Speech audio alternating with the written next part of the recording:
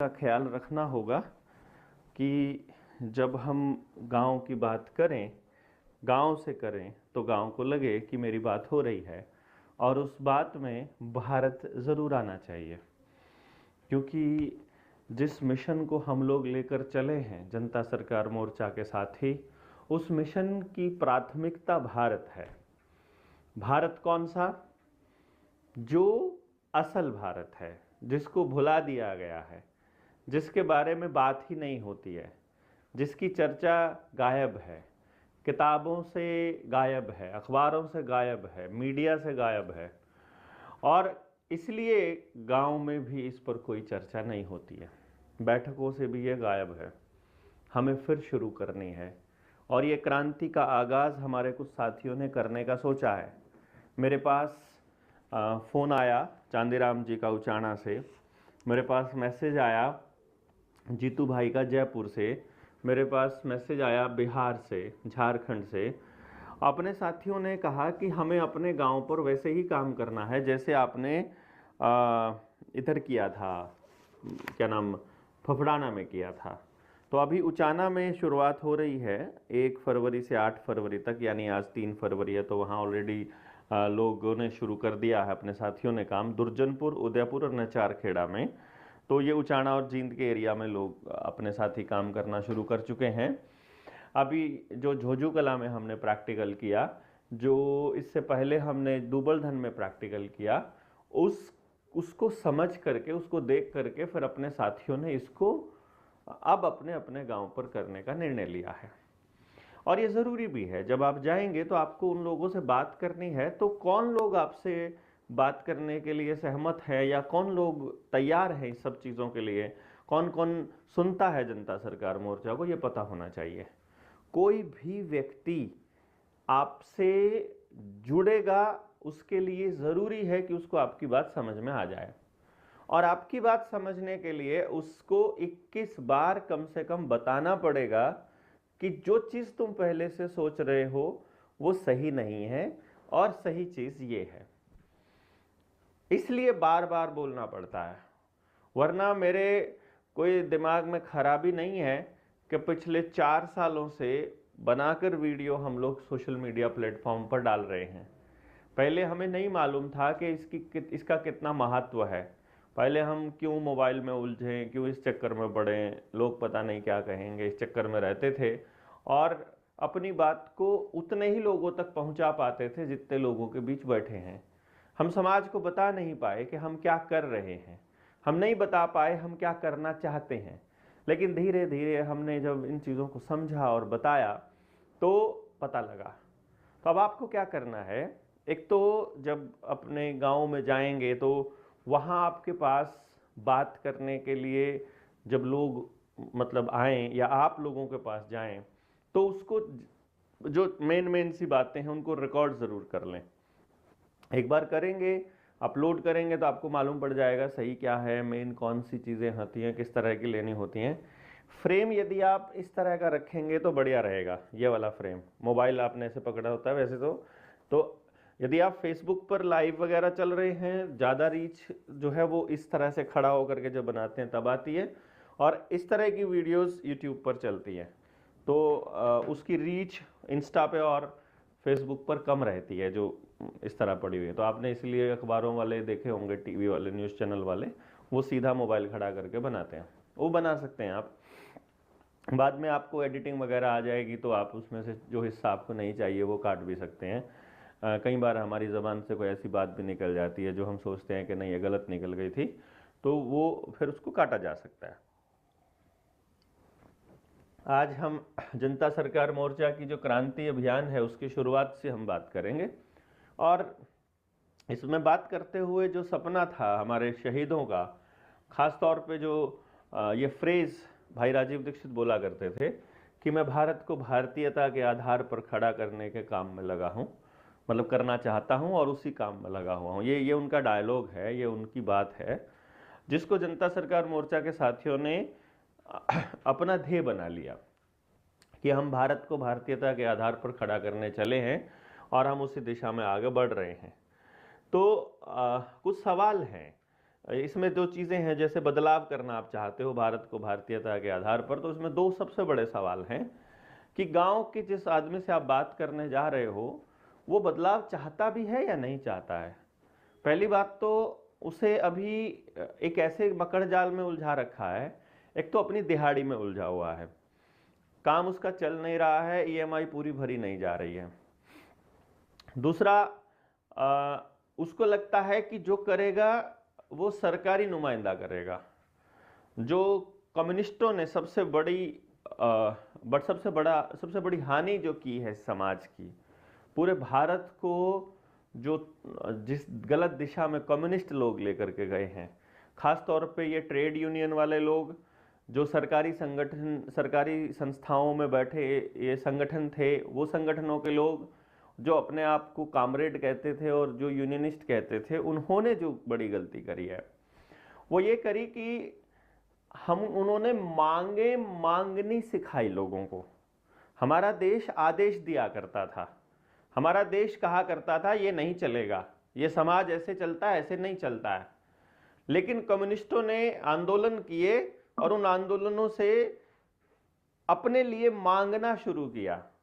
मतलब जो वोटर है, जो मत का दान देता है, मतदान करता है, जो अपनी बात अपने नुमाइंदे चुनकर भेजता है, उसको भिखारी बनाने का काम किया, आदेश देना बंद कर दिया। यानी सामाजिक ना हो करके वो संगठन एक रजिस्टर किया, उसके इतने सारे लोग थे, या तो वोट के नाम पर या अपनी राजनीति के नाम पर या खुद पॉलिटिक्स में बैठे लोगों ने उन्हीं लोगों की डिमांड्स को स्वीकार करना शुरू किया और एक स्ट्रक्चर्ड जो संगठन है उसकी ही बात को माना जाएगा, उसी को सीरियसली लिया जाएगा, ऐसा उन्होंने प्रचारित किया।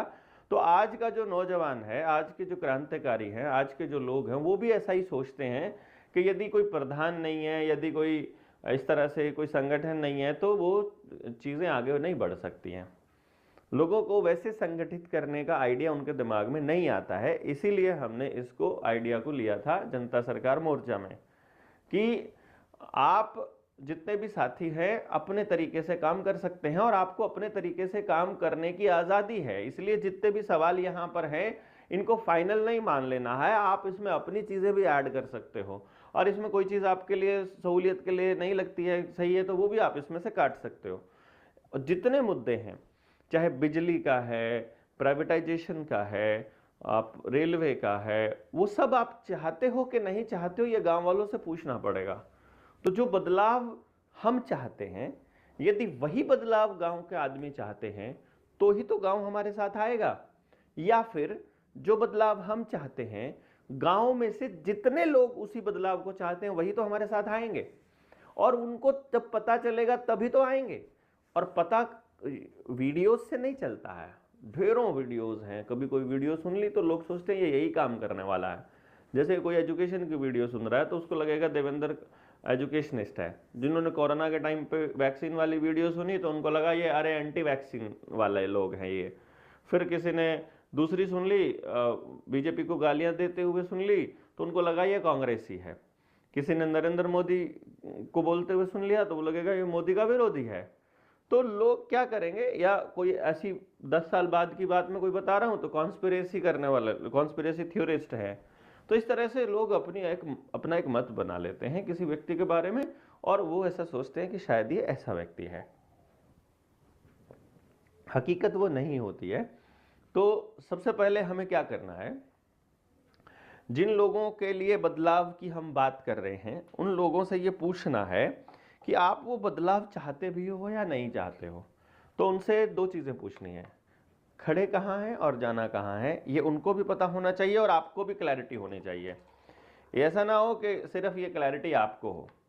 तो एक बार उससे पूछिए कि जो व्यवस्था अभी चल रही है उससे आप खुश हैं क्या, आप वही चाहते हैं क्या, या कोई दूसरी व्यवस्था चाहते हैं। जैसे एजुकेशन के मुद्दे पर फॉर एग्जांपल आप पूछने लगे उनसे और आपने कहा कि बताइए आप प्राइवेट स्कूल में जैसे आपका बच्चा पढ़ रहा है यही पढ़ाते रहना चाहते हो या कोई इसमें बदलाव करना चाहते हो, और वो कहे कि भाई हम तो इसमें बदलाव करना चाहते हैं। तो आपको पूछना पड़ेगा कैसा बदलाव करना चाहते हो भाई, आप किस तरह का बदलाव करना चाहते हो, तो वो आपको बताएगा।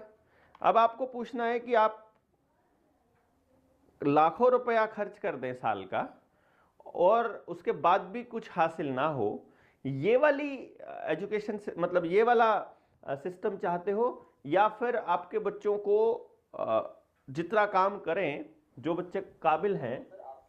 एक सेकेंड,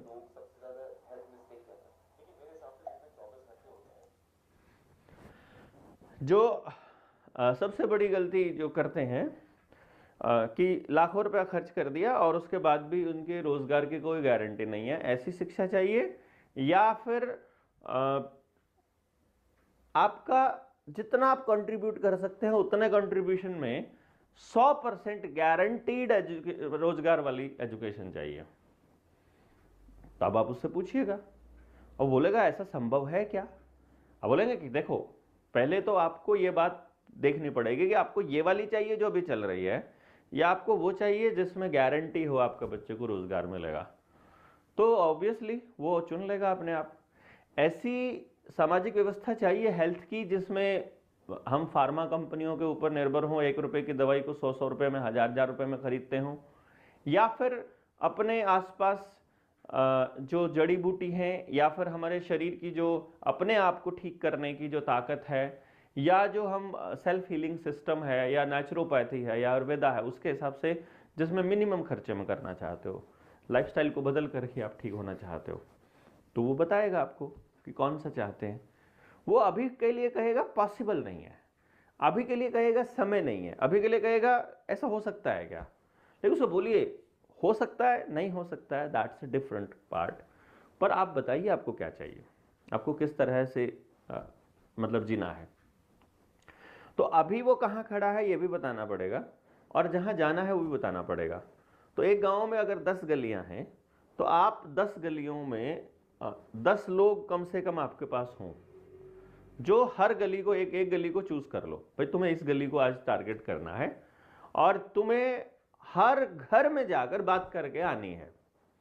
गांव में बच्चे ज्यादा हो जाएंगे, ज्यादा कर लो, एक बार एक गांव करके टेस्टिंग तो कर लीजिए ना कि क्या रिस्पॉन्स आता है, लोग क्या कह रहे हैं, लोगों का क्या रुझान है, और उसको पूरी तरह से समझना है। अगर तो मैं इस वीडियो के कैप्शन में या फिर डिस्क्रिप्शन में लिंक दे दूंगा कि गांव की जो क्रांति है उसमें जाते समय किन किन बातों का ध्यान रखना है, वो सारी बातों की वीडियो मैंने ऑलरेडी बनाई हुई है।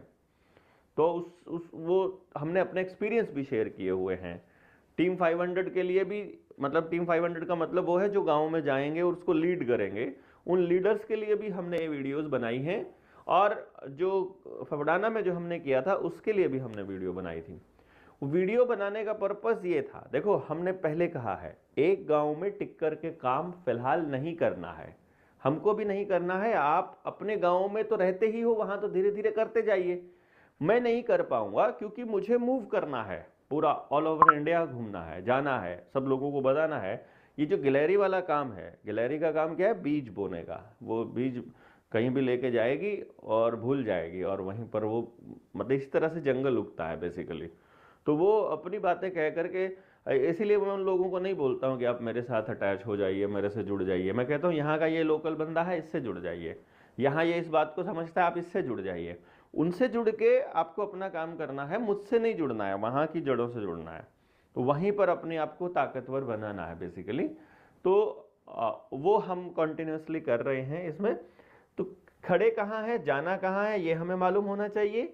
जो वर्तमान व्यवस्था में कुछ बदलाव चाहिए या सब कुछ ठीक है, और उसको कौन बदलेगा। और यदि हम बदलने की कोशिश करें या इस पर कुछ काम करने की कोशिश करें तो क्या आप साथ आएंगे। साथ में पूछा जा सकता है कि आपकी क्या हिस्सेदारी और जिम्मेदारी रहेगी। अगला बंदा जिम्मेदारी लेने से मना कर रहा है तो आप उसको बोल दीजिए, वो पूछेगा क्या हिस्सेदारी, क्या भागीदारी।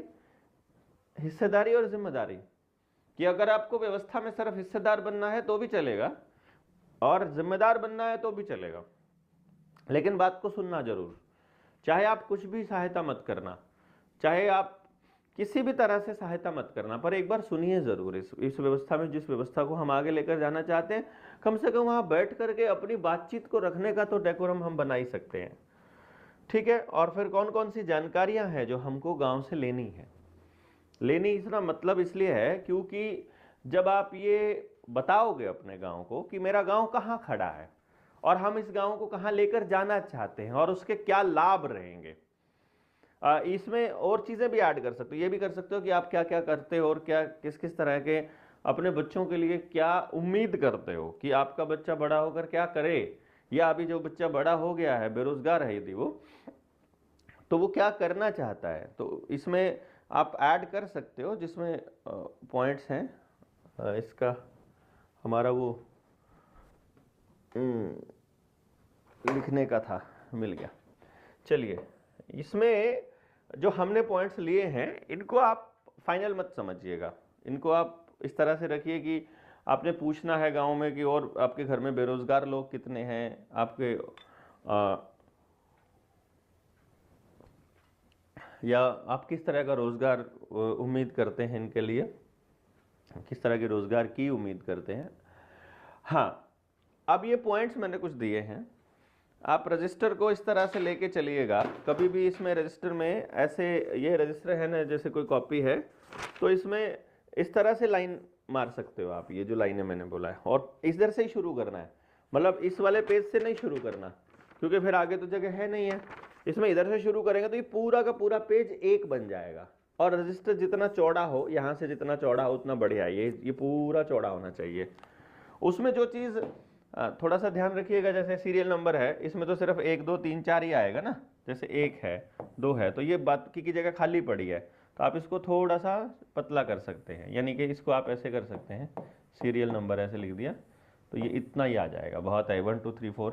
ये 1 2 3 4 किस लिए है कि कोई बंदा है, जैसे फॉर एग्जाम्पल हमने दिया कि हम ये लिखना चाहते हैं, बंदे के बारे में जानकारी हम चाह रहे हैं,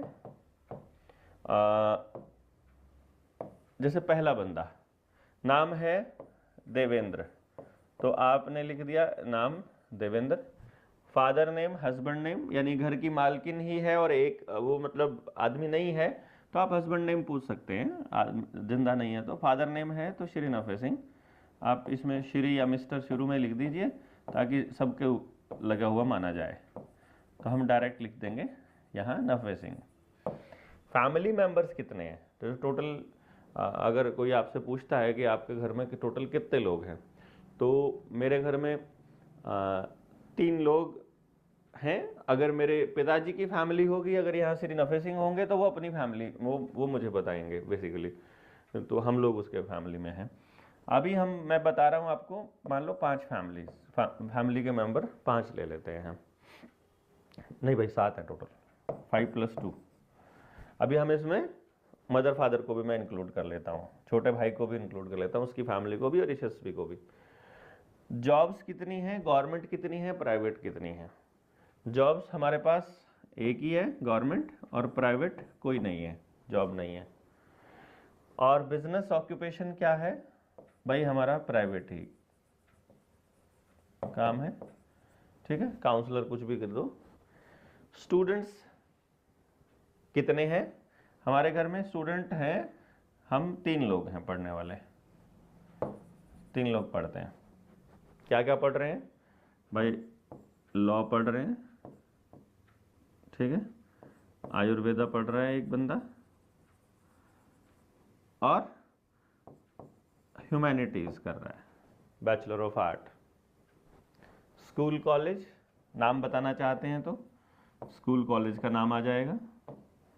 इसके अलावा पढ़ाई पे कितना खर्च है, पढ़ाई पे अभी कितना खर्च है भाई, हमारा तो खर्च नहीं होता है, यशस्वी का तो कोई खर्चा नहीं है पढ़ाई का, स्कॉलरशिप पे रहता है, वो तो बचपन से स्कॉलरशिप पर है, उसको कोई पैसा, क्योंकि बचपन में ही उसने कुछ अचीवमेंट्स इस तरह की कर ली थी।